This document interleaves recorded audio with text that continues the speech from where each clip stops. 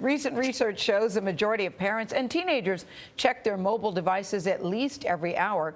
Nearly 50% of parents and more than 70% of teenagers say they feel the need to respond to texts and other notifications immediately.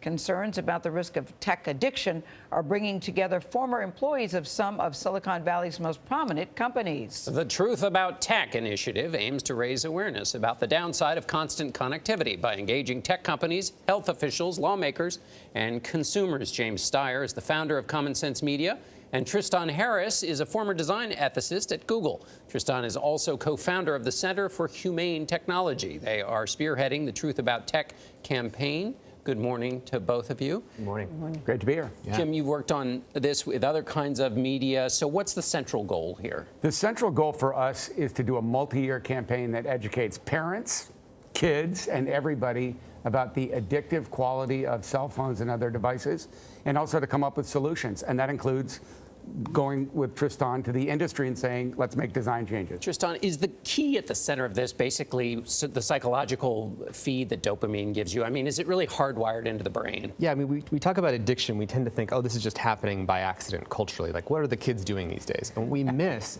and as I know about the truth behind the screen, the truth about what's happening on the other side of the screen, is that this is happening by design.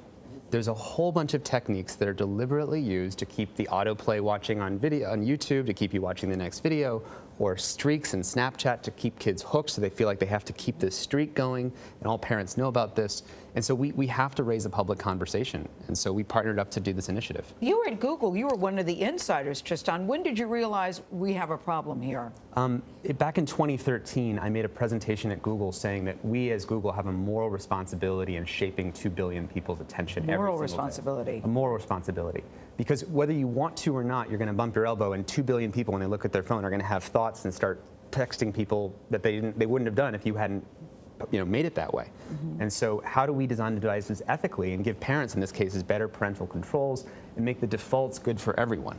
Jim, my kids are 10. My twins are 10. The iPhone is 10 years old. Correct. So it's interesting to always think about it in that context. Right. What are the studies showing us about the effects of this phone on us and our children? Well, basically, more than 50% of kids admit that they're addicted. So that's a pretty amazing thing. And as you can imagine, over 60% of parents say that their kids are addicted. But parents also have to look in the mirror at their own behavior, because we all have issues. I think what the studies really show is parents and kids and all of us need help. We really need to take this on. This is changing everything. I mean, look, we all know this is changing the nature of interpersonal relationships, the way you manage your kids. You can't get them away from the screen or yourself. So I think it is time for us to have a very important national conversation that starts with families, but also schools, and then going directly to the industry and saying, you have to change your behavior. Don't you think they're on board with it now? Do you think that that's changing? Well, I think we've certainly made enormous momentum since 60 Minutes earlier this year. Roger McNamee, Zuckerberg's mentor, came out. We've been partnering, working on a lot of this all together.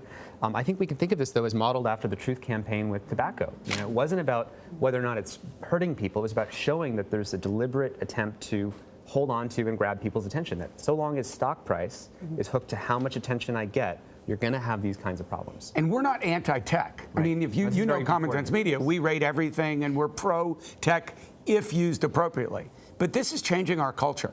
And this is happening, and this is not a partisan issue. Right. So our point is, how do we help people at home, in school, and then, if necessary, going directly to the companies and saying, change your practices? Tristan, we reached out to a bunch of tech companies, and Apple told us, pardon me, we think deeply about how our products are used and the impact they have on users and the people around them.